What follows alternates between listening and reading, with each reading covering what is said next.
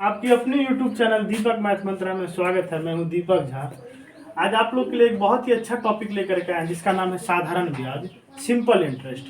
देखिए, simple interest की question, इसकी जो सवाल होती है कितनी आसानी तरीका से बनाएंगे और इसकी बनाने की बहुत ही अच्छी विधि आज हम आप लोग को बताएंगे। देखिए, सिंपल इंटरेस्ट, साधारण ब्याज।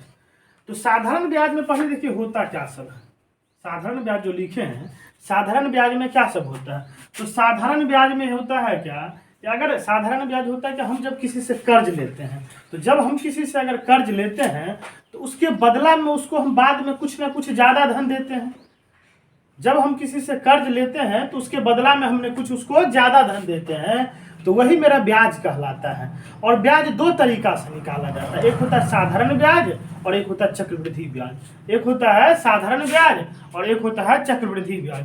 तो साधारण ब्याज में क्या होता है कि अगर हम किसी से 5,000 रुपया कर्जा लिए, अगर हम किसी से 5,000 रुपया कर्जा लिए 4 वर्षों के लिए, और इस पर अगर हम ब्याज दे रहे हैं 3% या 4% या कोई भी रेट दे रहे हैं, मतलब मेरा प्रत्येक साल उतना ही ब्याज लगेगा।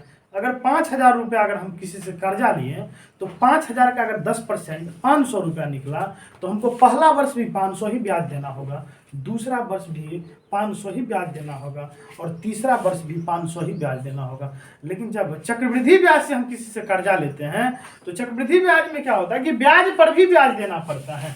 मतलब एक तो है साधारण ब्याज, एक अभी आप लोग को हम बता रहे हैं साधारण ब्याज, एक होता है चक्रवृद्धि ब्याज। तो साधारण ब्याज में क्या होता है कि प्रत्येक वर्ष जो ब्याज होती है वो प्रत्येक वर्ष ब्याज जो होता है वो एक समान होता है। प्रत्येक वर्ष ब्याज एक समान, जैसे अगर हम 5,000 रुपया किसी से कर्ज लिए तो पहला वर्ष अगर हम 500 ब्याज दे रहे हैं तो दूसरा वर्ष भी 500 ही ब्याज देंगे, तीसरा वर्ष भी 500 ही ब्याज देंगे। लेकिन चक्रवृद्धि ब्याज में क्या होता है कि अगर हम किसी से 5,000 रुपया कर्जा लिए, अब पहला वर्ष अगर हम 500 ब्याज दे रहे हैं तो दूसरा वर्ष क्या होगा, हमको वो जो 5,000 कर्जा लिए हैं उस पर तो देना ही होगा, साथ ही साथ वो जो 500 ब्याज हुआ है, सूद जिसको कहते हैं, इंटरेस्ट जिसको कहते हैं, उस पर भी ब्याज देना पड़ेगा। तो चक्रवृद्धि ब्याज में क्या होता है कि ब्याज पर भी ब्याज देना पड़ता है। जैसे अगर हम किसी से कर्जा लिए 5,000 रुपया, तो पहला वर्ष अगर हमको 500 ब्याज देना पड़ा, तो दूसरा वर्ष जो होगा वो 5,000 पे तो ब्याज देना ही होगा, साथ ही साथ उस 500 पे भी ब्याज देना पड़ेगा, दोनों पे ब्याज देना पड़ेगा, ठीक ना। मतलब ब्याज पर भी ब्याज देना पड़ता है। तो अगर हम किसी से कर्जा लेंगे साधारण ब्याज पे तो ये सस्ता होगा ब्याज दर, इसमें हमको ब्याज सूद कम देना पड़ेगा, इंटरेस्ट कम देना पड़ेगा।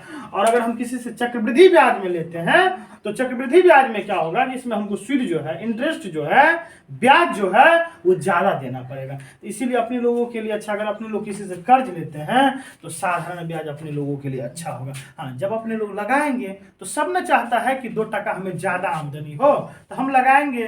जब अगर अपने लोग लगाएंगे तो सभी आदमी लगाने वक्त में ये कोशिश करता है कि हमको ज़्यादा से ज़्यादा धन की प्राप्ति हो, इसके लोग चक्रवृद्धि ब्याज पे लगाने की कोशिश करते हैं, ठीक ना। तो जब साधारण ब्याज की बात आता है तो इसमें 4-5 घटक है।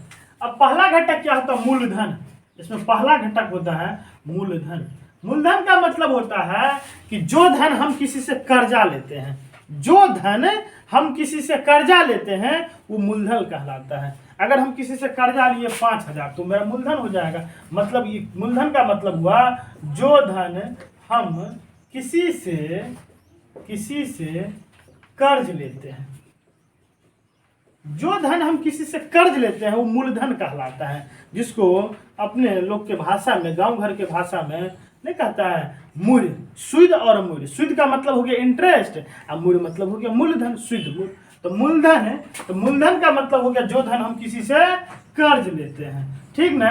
तो मूलधन का मतलब हो गया जो हम किसी से कर्ज लेते हैं। हम जब कर्ज लेते हैं तो कुछ दिनों के लिए लेते हैं, तो वो तो मेरा समय हो गया, ये मेरा एक घटक हो गया, पहला घटक, दूसरा घटक। तीसरा घटक होता है क्या, तीसरा घटक होता है कि अगर हम किसी से कर्ज लेते हैं तो 5 रुपये सेकर, 7 रुपये सेकर, 8 रुपये सेकर उनको हम ब्याज देते हैं, ठीक ना। तो वो मेरा दर हो जाएगा, ठीक। उसके बाद क्या होगा, तो जब हम किसी से कर्जा लिए 5,000 और 2 वर्षों के लिए लिए हैं और 10% अगर है तो बाद में उनको हम कुछ ना कुछ ज़्यादा देंगे ना। हो सकता है कि हम 1,000 ज़्यादा दिए, तो जितना ज़्यादा देंगे जितना हम कर्ज लिए और उससे हम जितना ज्यादा देंगे ना, वो मेरा कहलाएगा ब्याज कहलाएगा। ठीक ना, वो मेरा क्या कहलाएगा? ब्याज, इंटरेस्ट जिसको कहते हैं। मतलब जितना धन हम ज्यादा चुकाएंगे, ठीक ना, जितना ज्यादा धन चुकाएंगे, ठीक ना। मतलब हम किसी से कर्ज लिए 5,000, अब दे रहे हैं उसको 6,000, तो हम 1,000 ज्यादा दिए ना, तो मतलब जितना ज्यादा धन चुकाएंगे ना, वो क्या कहलाएगा? ब्याज कहलाएगा। जितना हम ज्यादा चुकाएंगे वो ब्याज कहलाएगा। अच्छा, अब हम जो धन लौटाएंगे वो मेरा क्या कहलाएगा? तो मिश्र धन कहलाएगा। जो धन हम लौटाएंगे, जो धन लौटाएंगे वो मेरा क्या कहलाएगा? मिश्र धन कहलाएगा। जो धन हमने लौटाएंगे वो क्या कहलाएगा? मिश्र धन। अगर हम किसी से कर्ज लिए 5,000 और लौटा रहे हैं 6,000, मतलब कि लेने वक्त में तो हम कर्ज लिए 5,000, लेकिन अब हम लौटा रहे हैं 6,000, मतलब 6,000 जो है 6,000 मिश्र धन हो जाएगा। और अगर हम 5,000 कर्ज लिए लौटा रहे हैं 6,000, तो 6,000 तो मिश्र धन होगा, लेकिन 1,000 जो ज्यादा दे रहे हैं वही 1,000 हो जाएगा, मेरा ब्याज हो जाएगा। ठीक ना, 1,000 जो हम ज्यादा दे रहे हैं वो 1,000 ब्याज हो जाएगा। तो यहां से निकला, तो अगर हम देखें तो साधारण ब्याज का फॉर्मूला क्या होगा? साधारण ब्याज का फॉर्मूला क्या होगा? साधारण ब्याज का मतलब सिंपल इंटरेस्ट, जिसको शॉर्ट में ऐसा ही लिखते हैं, इसका फॉर्मूला हो जाएगा मूलधन गुने दर गुने समय बट्टा 100। साधारण ब्याज का ये फॉर्मूला, इसको शॉर्ट में ऐसे भी लिख सकते हैं, पी फॉर प्रिंसिपल, मूलधन को प्रिंसिपल कहते हैं, ठीक ना, पी दर को आर कहते हैं, टी फॉर समय होता है टाइम बट्टा PRT बट्टा 100, ऐसा भी हमने इसको कह सकते हैं। तो हम ब्याज निकाल लिए, मूलधन गुने दर गुने समय बट्टा 100, मूलधन गुने दर गुने समय बट्टा 100। और अगर हम 1,000 मान के चलिए जो मेरा सुध आएगा, तो बाद में हम लौटाएंगे उसको मिश्र धन कहते हैं। मिश्र धन का मतलब होता है अमाउंट, इसको ए से डिनोट किया जाता है। तो मिश्र धन बराबर हो जाएगा मूलधन गुने मूलधन जोड़ ब्याज हो जाएगा। ठीक ना, तो जब हम साधारण ब्याज निकालेंगे तो साधारण ब्याज बराबर फॉर्मूला होगा मूलधन गुने दर गुने समय बट्टा 100, मूलधन गुने दर गुने समय बट्टा 100, मतलब P गुने R गुने T बट्टा 100। अब मिश्र धन जिसको A फॉर अमाउंट कहते हैं, तो अमाउंट बराबर हो जाएगा मूलधन प्लस ब्याज, मतलब P प्लस इंटरेस्ट। ठीक ना, P प्लस हो जाएगा इंटरेस्ट हो जाएगा। ठीक ना, P प्लस इंटरेस्ट हो जाएगा, ये मेरा हो जाएगा मिश्र धन हो जाएगा। ये धन हम लौटाएंगे। देखिए इसमें बहुत सारा क्या होता है कि अगर कभी आपको दर निकालने के लिए दे दे, टाइम निकालने के लिए दे दे, तो कुछ भी निकालने के लिए देगा तो फॉर्मूला यही लगेगा, फॉर्मूला एक ही लगेगा, एक ही फॉर्मूला से। ठीक ना, बहुत सारे किताब में देखते हैं अलग अलग करके फॉर्मूला सबका दे दिए, दर का अलग समय का अलग, नहीं, एक ही फॉर्मूला याद अगर रख लीजिएगा ना, तो इसी से सारा सवाल बन जाएगा।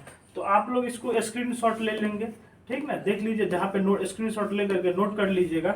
अब इस क्वेश्चन को देखिए, हम बनाते हैं यहाँ पे, इस प्रश्न को कैसे आसानी से बनाएंगे इसे।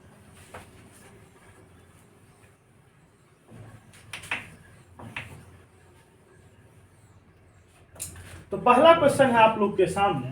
पहला क्वेश्चन कह रहा है कि मूलधन प्रत्येक दशा में 3 वर्ष बाद कितना मिश्र धन होगा। मतलब अगर हम किसी से कर्जा लिए 12,000 और हमको 12% के वार्षिक, मतलब 12% सालाना दर से हमको उसको ब्याज देना, मेरा रेट जो हो गया, दर जो हो गया 12, और 3 वर्ष के बाद उस आदमी को हम कितना चुकाएंगे साधारण ब्याज के दर से, 3 वर्ष के बाद हम इस आदमी को कितना चुकाएंगे। ठीक ना, तो पहला क्वेश्चन देखिए, तो मूलधन मेरा हो गया 12,000, मतलब हम किसी से कर्ज लिए 12,000 और हम इसको जब चुका रहे हैं तो चुकाने के वक्त 3 वर्ष के बाद हमको 12% दर से चुकाना पड़ रहा 3 वर्ष के बाद, तो इसको हम कितना चुकाएंगे। तो सबसे पहले इस प्रकार के क्वेश्चन में हम कितना ज्यादा ब्याज बराबर, तो ब्याज बराबर भी आप लोग हम बताएं कि मूलधन गुने दर गुने समय बट्टा 100।